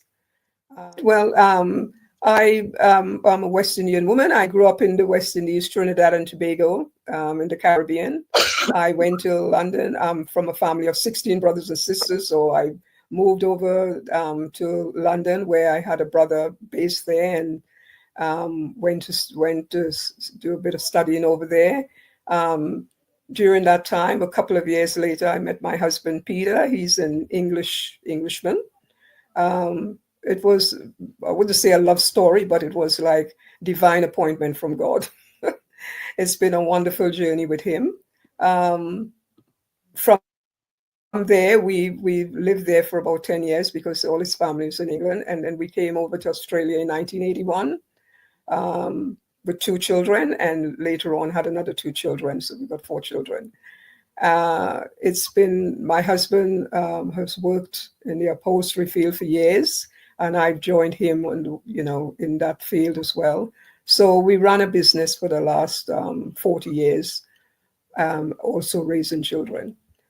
It's been, then from there we moved to Sydney, and then from Sydney we moved to the Central Coast, and now we are living currently in the Blue Mountains. It's a nice, quiet lifestyle, I think, especially as we are more mature in years. And like I said, we are also raising 2 young children. So it's a beautiful setting for us. The journey that we are on at the moment is one of a lot of faith and, like to say, lots and lots of challenges come your way, but it's how you overcome them. You have to find ways to, to combat the whole situation. With my husband by my side, my best friend, it's a wonderful, it's just a joy, having a best friend by your side. We've never really, I've like to say to people, I've never had marital problems, but I've had just about every other problem. Because raising children, 4 children, 3 boys and 1 girl, it has not been too easy. But, we are on this next stage of our life where we are having to deal with things that are a little bit beyond our control, but we are able to, we have a lot of support from friends and family around our community to help us, as we go along. I have been living here for the past 3 years. I was based in New South Wales before, and also on the Central Coast. And I'm actually living here now, which is the most beautiful place in the world. My story is one of hope, lots of challenges, and boy, there's so many things that we can talk about that is very empowering. I hope my story would be a little bit of an enlightenment to people that actually read it and, can get some support from it. I have been married for the last 50 years to my husband, Peter Williams. We've got 4 grown-up children, helped to raise 14 grandchildren, and currently raising 2 little children. We've had them from birth. Lots of challenges, but, God is good. I'm a strong believer in my faith. And I believe that, when you do good things come back to you. I am a very active in my church life. And, I love hosting. I love helping people. My life is, I feel very blessed that even though, I've come across a lot of challenges in my life, I still feel very blessed. I was diagnosed in 1986 with a chronic illness called lupus. It was a very challenging time and extreme pain and, lots of grueling, extreme treatment. That went on for quite a few years. Hey, how At are that time, you? while the children were young, the 4 children were very young. I had, they all had whooping cough, which So lasted many 4 things months. are happening to you. My husband has How always are been by things my at the side. We are house? best friends. And together we've battled, we just carried on So you had to and, clear everything out? kind of went through the next hurdle. Then a few years later, my husband was diagnosed with cancer. He actually went through, that lasted for It about was 2 that years. He was in bad. remission, and after a period of time, we thought everything was I going am okay. so sorry. Then about 2.5 years later, he was diagnosed with cancer again the second time. So that was very, again, another challenging time of our life. That's something to be I thankful was always for. by his side, and together we combat the situation. He actually had stem cell treatment. They was able to give him his own stem cells, which was great. He's currently in remission, Okay. but the struggles still go on. A couple of years ago, I was diagnosed. I was Okay, rushed good. All right. So let me to send Nepean you. Hospital because I had diagnosed with Let's get you the pneumonia. speak to- And during Are that you time, they thinking did blood today or tests and tomorrow? found out that I had leukemia. Another challenging time of our life. It was, I think I was in denial for about 3 months. It was terrible.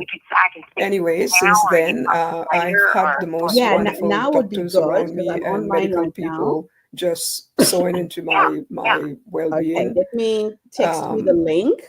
And they have, looked after me very well. They've Put on your decided that I face. would be You've a got good about candidate 10 for to 15 stem minutes. cell Okay. treatment. So for the Shall last I email or year text and a this, half, I've been the link? on this journey to I'll email. preparing me to have stem cell. So which They email? had me down to have a donor. The first two donors pulled out for whatever reason they won't tell you. So that was very I'll send it to devastating Mimom. time.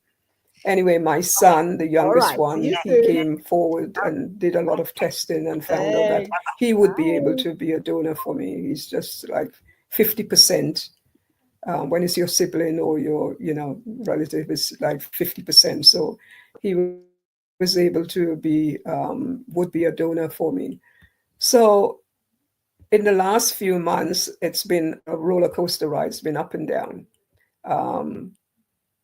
It's bone marrow treatment, so many different trips backward and forward to Nepean Hospital and also to Westmead Hospital. It's been grueling at times. But, as I said, I have a strong faith in God. And, that's the belief that I've never ever thought that I was going to die, but I always knew that it was going to be a rocky road. So I am going through a lot of challenges at the moment. Lots of side effects. At the moment, I'm having treatment again for right up until they are able to get me in to have stem cell treatment. So it's a little bit bittersweet, but like I said, you have to roll with the punches. You have gone through a lot in your life.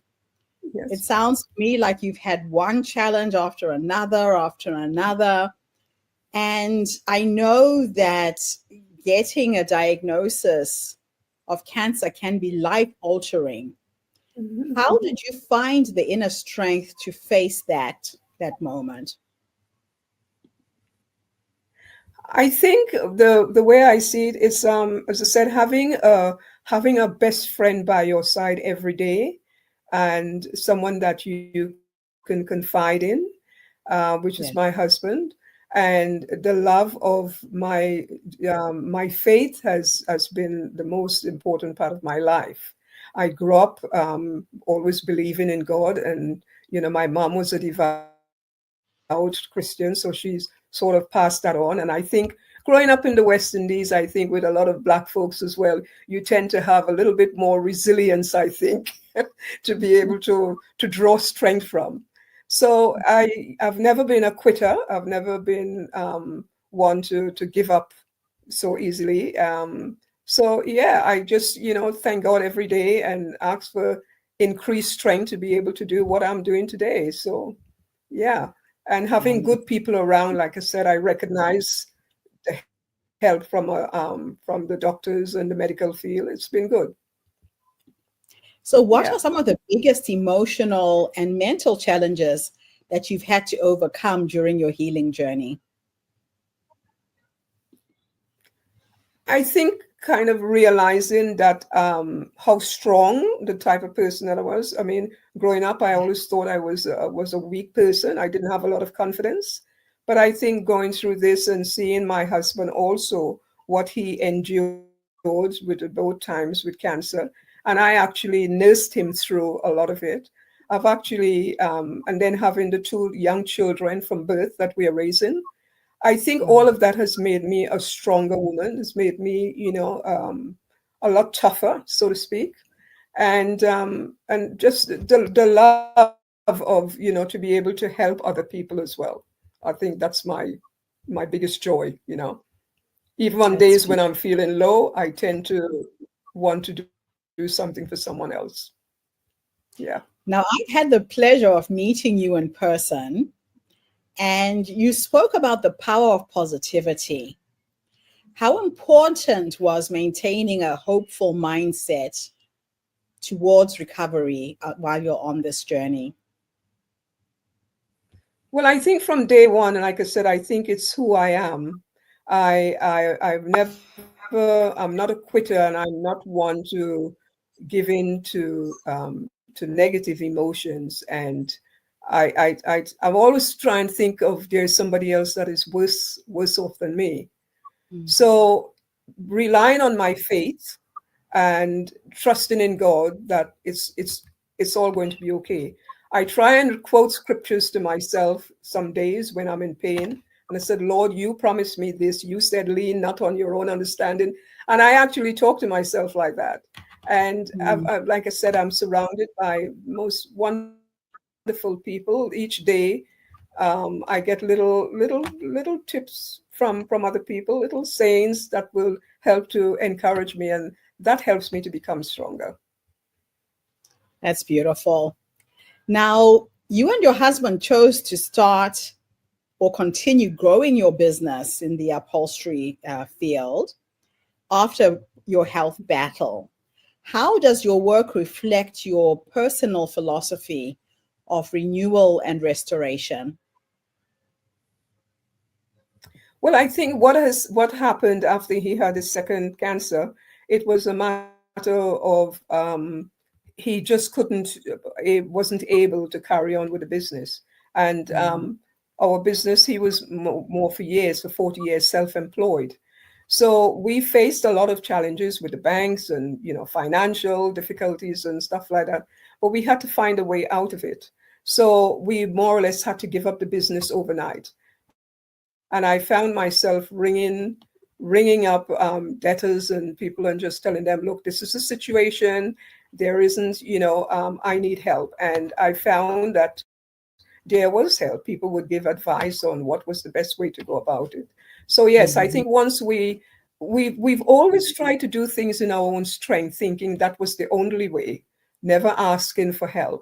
And once we got to the point where he couldn't do it anymore, we had to submit. And we found life was a lot more tolerable. Wow.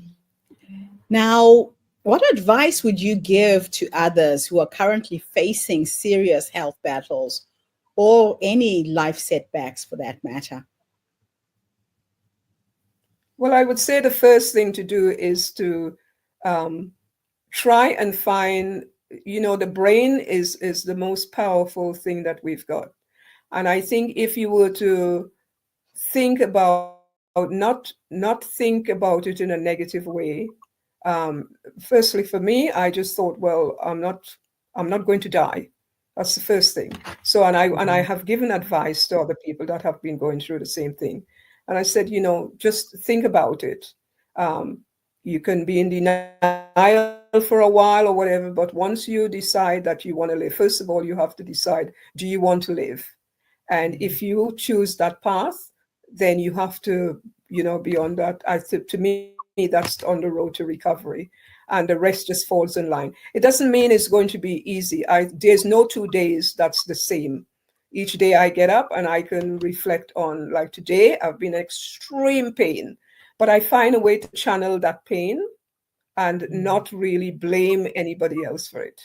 And, I find at the end of the day, it just, it's just another day, and this too will pass. I love that. Now, would you say your grandchildren have been a big influence on your striving for wellness? You've got little ones that you care for at the moment. How does it work? What happens for you when you look at your grandchildren? Well, first of all, I think, I often say God has got a sense of humor. And I continuously, as I say in the interview, keep bringing God into it because that's all that's my life. And I use little antidotes like God has got a sense of humor, even though we don't. Because at 60 years of age, my husband and I was, these children, they were born of the nature of drugs with their parents. And we, for some reason, these children, I said, God handed us these children to care for. And it wasn't like we decided, we've raised four children already and been involved with other grandchildren. But I felt like God just handed us these children and said, I want you to care for them. So that's what we did. We was obedient. And, it's not been easy, especially with the nature of how we end up having them. But it's been a joy. And through the eyes of your grandchildren, you remember your children. Yes. So there are times when I look at my grandson, he's our biological grandson, and we think back, wow, that's, I remember little things like that. So you turn it into fun. And then his little sister, she didn't have anyone. She's not biologically related to us, but we took her on board. And when we look at the joy that they bring into our lives, and also too, the most thing for me was I wanted them to have a voice. I want them to one day say, somebody made a difference in my life. Mm-hmm. So at 60 and 65, we decide we've got two young children. One is 9 and the other one is 4. And I feel we're doing an excellent job. Wow. I absolutely love it. It's inspiring. And there's something that happens when we have children that age. I have my little grandson now, he's 4. And I see the world through the eyes of a 4-year-old now. And it's a beautiful world. He's down in the grass and the grubs looking for insects and, mushrooms. And really, my whole life has changed having him with me by my side as well. Yeah. Now, what role did your community, family, or support network play in your recovery and resurgence? Oh, again, just a wonderful journey. Throughout my whole Christian walk, we've had people sowing into our lives and supporting. And I think a lot of it is also because we have stepped out. We've never been one to go to church and just sit in the back pew. We've always sort of given. We've always been one to get involved in trying to see what we can do. And I think when you do that, you get a lot, you get to know people get to know you. So I would say, and living in coming, I often say we've left our homeland and we've come to it's like a new world, and you have to make it work. You don't have your parents or your siblings or and you realize that there is good people around. So I found, because we have stepped out, people have reached us, and they've been supportive during the time when my husband was very ill. They've been very, very supportive towards me. And even now, people are amazed. Often, even today, someone was saying to me, "But Benice, you don't look like you have cancer." And it's like it is. I said, but I do, and it's like, we are going to help you through this, because we are waiting for this testimony. You are a living testimony. So it's been a great support, really wonderful. Yeah, I love it. Now, if you could describe your transformation in 3 words, what would they be? Wow, transformation. I would say I have gained a lot of positivity in my life. Again, like I said, when I was growing up, I didn't have a lot of, I had a lot of insecurities. I didn't think I was a strong person. My teenage years was not the best. And when I look at where I am today, I think, wow, I'm such an advocate for younger people, for older people. I'm very real. I just love life. So, it's an easy thing for me to, my husband often say, you can just meet a person for the first time and just, find out all about their life history in a few seconds. And it's not really being nosy or anything. It's just really letting people in as much as you want them to. So, it's a big transformation. It's been good. I love it. Now, if we could teleport you into the past to that younger woman who found herself in the middle of a health challenge, struggling, not knowing how this thing is going to play out, just in case there's somebody who's listening to us right now who's just found out that they have cancer. If you could go back and give yourself 3 nuggets of wisdom based on what life has taught you up until this point, what would those 3 nuggets of wisdom be? Well, I would say, first of all, if you are a believer and a believer in God, hang on to that, because that's my first thing. I would also say it's don't give in to negativity. Try and keep striving to be stronger in yourself, and also just think of what I am going through or what I have gone through could make a difference in the lives of somebody else. And I love that, because I love the idea of being able to help somebody. So I think it's really that positivity, the love of God, and the chance to be able to give something that that I that can help somebody else. I love that. I can see that you're one of those people who's always looking outward as to how can I give, not what can I get. Yeah. Absolutely beautiful. Yeah. Now, what legacy do you hope to leave through your story and your life? Wow. I often think about that. I wonder if I were to, you hear of cliches where people have wanted to know what would happen if they, at a funeral, if they died or whatever. And I often think to myself, what legacy would I like? Well, I would like to be remembered as a person that actually love life, love humanity, a giver, a mother, a sister, a daughter. I am all of those things. A best friend, a confidant. I have been told I'm all of those things in my life. So if I can just put it all in one big bundle, I would say just a very gifted person, a very blessed person. And if people can remember me for those reasons, then I think I would have been able to say that people remember me, my grandchildren especially, as a wonderful person. It would be nice for them to say my grandma was the most wonderful person because she was a giver and just a beautiful person. That's absolutely beautiful. Very, very nice way for us to finish our day. I want to thank you for coming online and sharing your story with us today, Venice. I know that there are a lot of people who go through these challenges, go through these struggles.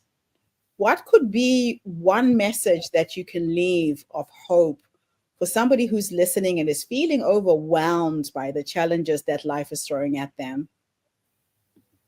I would say really just don't give up. Don't think it's the end because you've been thrown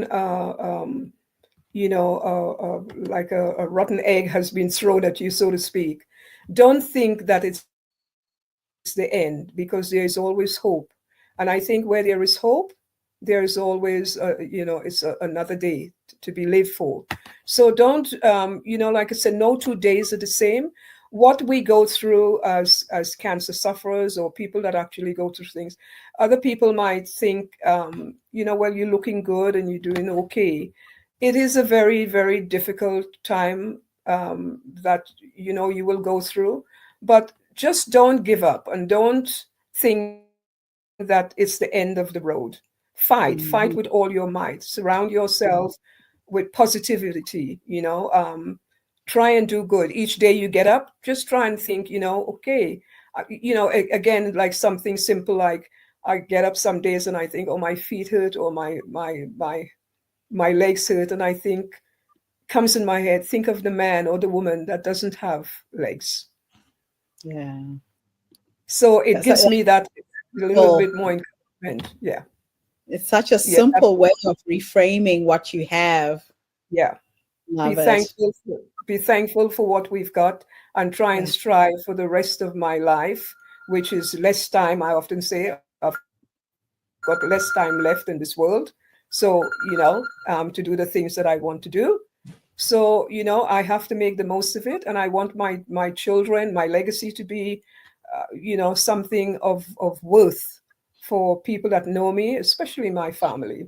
And of course, again, to end on a note where if you have the joy or the blessings of a wonderful person by your side, whether male or female, my husband has just been my best friend. We've been married for 50 years and we are still best friends up to this day. And I think for a lot of people, we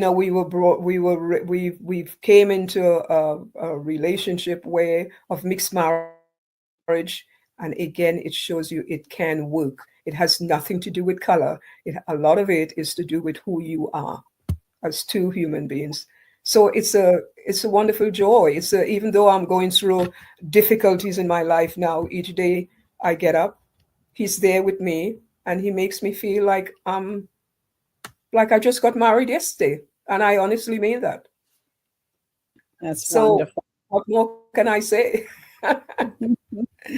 Yeah. Bernice, thank you so much. Thank you for coming online and sharing your story with us today. Thank you. Thank you so much. I just hope that my story, as I said, will be of some sort of, somebody somewhere will be listening to it and, can find a little bit of solace. And